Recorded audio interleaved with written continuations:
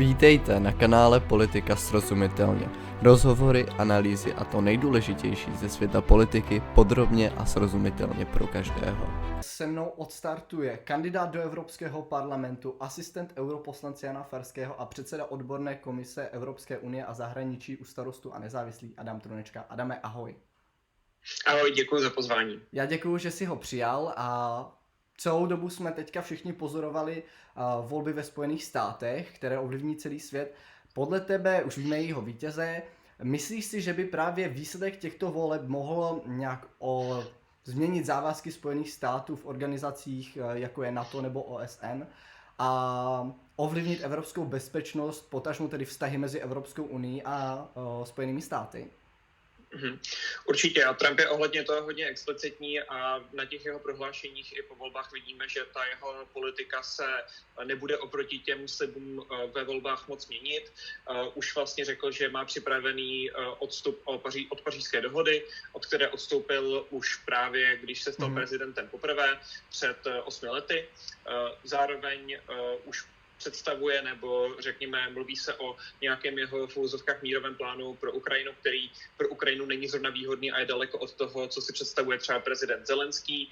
Nějakou dobu zpátky taky se v médiích objevilo jeho starší prohlášení, že by USA pod jeho vedením nechránili země v NATO, které nedostatečně plní ten 2% závazek. Takže i z toho, co víme teďka, i z toho, co říkal v minulosti, to pro Evropu znamená zásadní bezpečnostní ohrožení. Samozřejmě netvrdím, že nás Rusko napadne hned den potom, co Trump vstoupí do Bílého domu, ale přece jenom znamená to pro nás obrovskou nejistotu, hlavně ve vztahu k Ukrajině. Děkuji ti za odpověď a já to naprosto kvituju. A vlastně teďka se přesunu k druhé otázce, která je trochu z jiného soudku, ale přece jenom docela dost řešená v dnešní době, a to je vlastně, jestli by Trumpův návrat do Bílého domu mohl nějak ovlivnit, mohl mít vliv na práva žen ve Spojených státech, zejména teda přístup k potratům. A pokud by pokračoval ve snaze omezit federální ochranu tohoto práva, a pakliže ano, tak opět se zeptám, jak by to mohlo ovlivnit vztahy mezi Spojenými státy a EU, konkrétně v oblasti lidských práv. Na federální úrovni v minulosti bylo tohle zajišťováno hlavně pomocí rozsudku Roe versus Wade, který právě zrušil nejvyšší soud ve Spojených státech, který mimo jiné proto, nebo především proto, že Trump sem dosadil velké množství velmi konzervativních soudců, konkrétně 3. Dlouhodobě se ten nejvyšší soud pravděpodobně ještě posune dál směrem k tomu konzervativnímu pólu. Je možné, že jeden nebo možná další 2 soudce Trump do tohoto soudu dosadí v závislosti na tom, jak budou soudci nejvyššího soudu buď odstupovat, nebo, což je pravděpodobnější, umírat, což je bohužel morbidní, ale takhle ten systém v USA funguje. Nedá se očekávat, že by pod vedením Donalda Trumpa i s tím, že ten kongres bude velmi republikánský, se nějak zlepšovalo postavení žen ve vztahu k potratům na federální úrovni, a myslím si, že v těch jednotlivých státech by se to mohlo být spíš zhoršovat, ač teda teď spolu s těmi volbami byly v některých státech i referenda právě za zakotvení právo na potrat, a v některých státech tato referenda prošla, ku příkladu, ale ne na Floridě. Takže myslím si, že to zhoršování bude probíhat spíše na úrovni států, ač třeba teď jsme viděli i nějaké třeba pozitivní výsledky v některých referendech. Co se týče vztahu USA s EU na této otázce, EU v tomto není zcela jednotná. Každý stát má trošku jinou potratovou politiku a některé jí mají poměrně podobnou, řekněme, k republikánům, především jde o Maltu. V Polsku je to něco, co tu vládu trošku štěpí, kde ta liberálnější část té vlády, což je Donald Tusk a levice, tak jsou spíš pro liberálnější potratovou politiku, ale máme tam i zásadní konzervativní element v té vládě, takže nemyslím si, že tohle je zrovna něco, na co by EU opravdu mohla vystupovat jedním hlasem.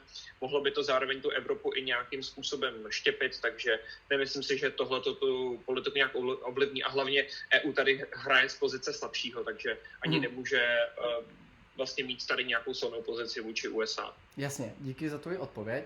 A já teďka přejdu zase z jiného soudku, a to je právě to, co my se dneska potýkáme. Vlastně Trump proslul svými kontroverzními postoji vůči některým evropským politikům. Já je úplně nechci jmenovat, můžeš klidně, nechám to na tobě. A vláda. Jak by jeho opětovný nástup do funkce mohl ovlivnit evropskou politickou jednotu a právě spolupráci mezi členskými státy? To je velká neznámá a je na to hodně názorů. Ten, řekněme, optimistický říká, Evropa se teďka sjednotí, protože přece jenom tohle je nějaká krizová situace, nějaké bezpečnostní ohrožení a nějaký to dotlačí k větší jednotě. Ty pesimističtější pohledy ale říkají, no ale jsou tady v Evropě politici, kteří s Donaldem Trumpem v mnoha ohledech souhlasí. Je to především Viktor Orbán, v některých otázkách i třeba Giorgia Meloni z Itálie, ale nesmíme zapomenout, že ta na rozdíl od Orbána je velmi proukrajinská, takže je to hodně velká otázka. Myslím si, že tady tu jednotu zásadně nabourává právě Viktor Orbán a zrovna v otázkách zahraniční politiky a obrany, kde je ta jednota nejnutnější, kde v podstatě platí zpravidla jednomyslnost, tak tam bohužel je nějaká, řekněme, shoda mezi Orbánem a Trumpem. Tedy je to takzvané, řekněme, chcímírství, tedy snaha dosáhnout co nejrychlejšího míru na Ukrajině, ač teda za předpokladu, že by Ukrajina ztratila i nějaká území, ať už legálně, či pouze fakticky. Když se podíváme trošičku do historie, a já rád studuju historii evropské integrace, tak když se podíváme na ty krize, jako byla migrační nebo finanční, tak tam právě Evropa moc velkou jednotu neměla, ale od té covidové krize, od Brexitu se nám daří mít poměrně jednotné pozice. Jenže obávám se, že zrovna tady to bude především kvůli Viktorovi Orbánovi poměrně náročné. Aspoň teda krátkodobě uvidíme, dlouhodobě, protože tuším, že za 2 roky mají být v Maďarsku volby a zdá se, že Orbán má prvního nějakého většího challengera, který by vůči Ukrajině mohl být přinejmenším smířlivější. Jasně, díky za tvoji odpověď. A já se zase přehoupnu, ty jsi vlastně mluvil o Trumpově, že už v první jeho volebním období se vlastně odstoupil od té pařížské dohody. Dneska to vidíme, nebo jsou zprávy o tom, že jeho poradci už připravili další exekutivní příkaz k tomu, aby Spojené státy opět odstoupili. Myslíš si, že právě Trumpova neochota reagovat na globální hrozby by mohla vést k tomu, že EU bude muset více jednat samostatně? A je vůbec EU připravena k této samostatnosti v oblasti globálního řízení? EU dlouhodobě vyvíjí poměrně intenzivní diplomatické vztahy, co se týče globálního oteplování, a to už od nějakých 80. let. Myslím si, že tohleto se zvolením Donalda Trumpa nijak zásadně nezmění. Green Deal je politika, na které vlastně byla v určitý moment shoda a která se dál prosazuje. Sice v tom EU bude mít teď asi s novou komisí, řekněme, o něco umírněnější stanovisko, nebo řekněme stanovisko, které bude víc zaměřené třeba na konkurenceschopnost Evropy jako takové, ale nemyslím si, že zrovna tady zvolení Donalda Trumpa by mělo vést k nějakému většímu štěpení nebo naopak nějaké výrazně větší jednotě. I když teda možná teoreticky o trochu větší jednotě, protože přece jenom třeba právě ta otázka konkurenceschopnosti, která je s vývojem zelených technologií hodně propojena, tak tam je třeba možné, že třeba ve snaze získávat kritické suroviny, tak Evropa prostě bude muset mít trošku samostatnější postoj, ať už takhle uvažuje ve vztahu k USA i vlastně od nástupu Joea Bidena. Já na to navážu nějakou otázku, teda mou druhou otázkou. Myslíš si, že je vůbec teda i ve hře, že by Spojené státy nějak omezily sankce proti Rusku, protože víme, že Donald Trump má úplně jinou politiku v rámci Joea Bidena, takže je to vůbec možné, že by teda Spojené státy omezily ty sankce? Tohle je hodně divoká karta celkově to, co Trump udělá ohledně Ukrajiny. Protože Trump v minulosti řekl, že on by vlastně dal Putinovi na výběr, buď teďka jednej o míru, anebo já dám Ukrajině ještě víc zbraní, než dal Biden. Těžko říct, jestli dostojí svému slovu, v tomhletom Trump je trošku nepředvídatelný, on někdy střelí něco úplně šíleného a pak to buď to někdy udělá a někdy neudělá. Takže je dost možné, že za pár měsíců zjistíme, že Donald Trump bude ještě víc hawkish, co se Ukrajiny týče, než byla Bidenova administrativa, ač si upřímně myslím, že to není příliš pravděpodobné, protože tohleto, já si osobně myslím, že to je jsou spíš nějaká silácká slova, aby dosáhnul tady toho svého cíle, že on bude ten velký mírotvůrce. A nemyslím si úplně, že by republikánský base byl úplně nadšený z toho, že najednou by zrovna jeho administrativa byla, řekněme, víc pro ukrajinská než ta Bidenová. Těžko říct, jak by se to splinovalo, ale opravdu těžko říct. A tohle platí jak o těch zbraních, tak vlastně o těch sankcích. A když teďka teoreticky budeme mluvit o tom, že by tomu teda došlo, je vůbec připravená evropská politika, respektive politika členských států na to, aby ještě více podpořila Ukrajinu, protože ty jsi v Bruselu poměrně často, znáš tam ty postoje různých představitelů těch států. Je vůbec EU připravená na to, aby ještě více podpořila Ukrajinu, nebo jsme v takové fázi, kdy už nejsme vůbec připraveni? Po finančním hledisku EU podporuje Ukrajinu poměrně konzistentně a ty snahy navyšuje, respektive vytváří víc dlouhodobé programy, aby to financování bylo stabilnější. Větší problémy, co se týče zbraní, protože, když to zjednoduším, Evropa dodávala finance na to, aby ukrajinský stát vůbec mohl fungovat a přežít.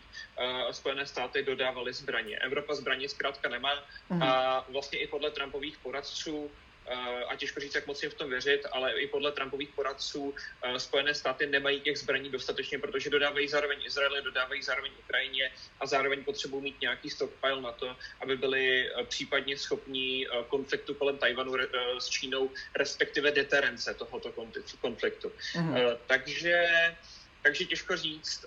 Evropa se samozřejmě teď snaží už několik měsíců a vlastně let zvyšovat tu svoji vojenskou kapacitu, ale zároveň sama sebe omezuje různými regulacemi. Je otázkou, jestli se podaří tyto regulace nějakým způsobem skrouhnout. Jsou to třeba environmentální požadavky kolem zbraní, kde osobně si myslím, že tohle je něco tak urgentního, kde by ta environmentální politika měla jít spíš stranou, ať jsem sám velmi environmentalistický. Takže uvidíme. Je možné, že v nějakém zrychleném řízení se tady rychle třeba protlačí úprava těchto regulací, ale je otázka, jestli Evropská komise tohle to vidí jako ten nezbytný krok ve vztahu k zajišťování zbraní. Do toho takhle bohužel moc nevidím. A jestliže teda dojdeme k tomu závěru, teda Spojené státy nebudou dál podporovat Ukrajinu, nejsou na to kapacity, Evropská unie nemá opět zbraně na to, my jsme se bavili teďka o Evropské unie, půjdeme přímo do České republiky. Mohlo by to ohrozit bezpečnost v České republice a případně jak by to mohlo, aby se naši vlastně posluchači a diváci mohli uvědomit, jestli je to teda představit, jaké bezpečnostní riziko to pro Českou republiku může znamenat.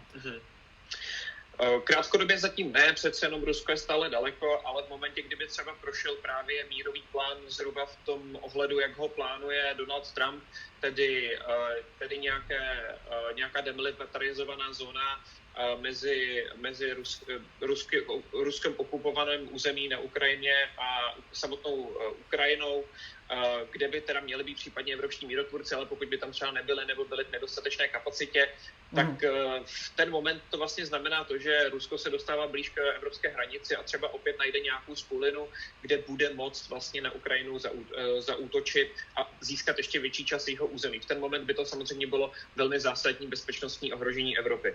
Taky hodně závisí na tom, jak bude Amerika komunikovat právě ten závazek kolektivní obrany v rámci NATO, protože pokud dojde Vladimír Putin k závěru,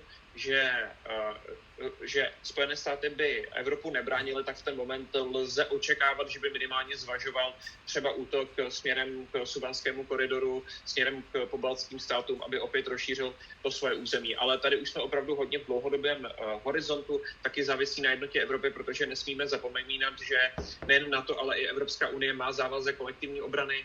Evropská unie ho má dokonce silněji formulovaný než NATO. Problém je právě ta nedostatečná vojenská připravenost, respektive samostatná vojenská připravenost Evropy. A tady prostě těžko říct, jestli budeme opravdu donuceni k tomu ty reálné kapacity, samostatné kapacity Evropy posílit. To záleží na tom pozitivním či negativním scénáři, jak jsem ho tady vykreslil na začátku. Díky moc. Já už mám poslední otázku, protože nás čas tlačí. Chtěl bys něco dodat, co by diváci měli slyšet, něco říct? Já bych osobně chtěl dodat hlavně to, aby jsme opravdu nezapomínali na to, že ten konflikt, ač je drahý, ač pro nás vlastně jako není jednoduchý a pro spoustu lidí znamená třeba i nějaké dočasné ekonomické problémy, mají prostě o trochu méně korun v peněžence, naprosto to chápu. Nesmíme zapomínat na to, že v momentě, kdy Putin opravdu během toho konfliktu něco získá, tedy kus území Ukrajiny, a pokud bude mít opět tu skulinku, ty hranice zas dál posunout a pak zase třeba dál se posunout směrem do Pobaltí, tak zkrátka a dobře s dalším konfliktem nás to může stát ještě víc a s tím dalším ještě mnohonásobně víc. A pokud opravdu budeme neustále Putinovi ustupovat, tak to jednou bude třeba stát i životy právě nás tady v Česku a celkově v Evropské unii. Takže ač to teďka není jednoduché, tak nezapomínejme na to, že když nebudeme stát pevně, tak nás to bude stát jednou mnohem víc a Evropa je ekonomicky mnohem silnější a mnohem bohatší než Rusko. A za mě je trošku ostuda, že s tím, že máme 10krát větší HDP, tak sakra nejsme schopni toho Putina z té Ukrajiny vytlačit. Já ti děkuji, že jsi byl hostem prvního dílu série Hypechecku a přeju ti krásný zbytek večera. Měj se, ahoj. Já tobě taky děkuji za pozvání a mějte se všichni hezky. Věci vyřešit nemohou, minimálně ne jako během jednoho volebního období. A Donald Trump navrhoval jasná, rázná řešení, ale řešení v uvozovkách ve smyslu jako řešení, že ano, pro lidi to tady je vaše tady mám pro vás řešení, ale jako jednak proveditelnost, to obecně prostě